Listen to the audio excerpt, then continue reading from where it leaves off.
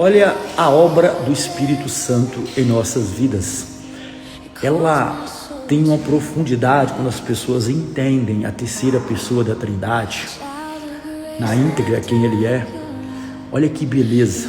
Jesus traz a salvação e o Espírito Santo, Ele vem trazendo o acabamento, renovando o nosso ser, purificando a nossa alma, trazendo brilho no nosso coração, nos renovando por inteiro, colocando dentro de nós autonomia, autoridade.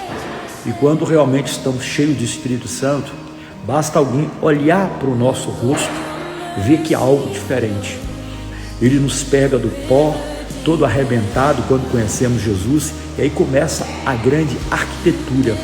Então que esse Espírito Santo maravilhoso venha transformar o seu ser e você dê liberdade para Ele. Entende que a obra dele, quando nós abrimos o coração, ela é maravilhosa.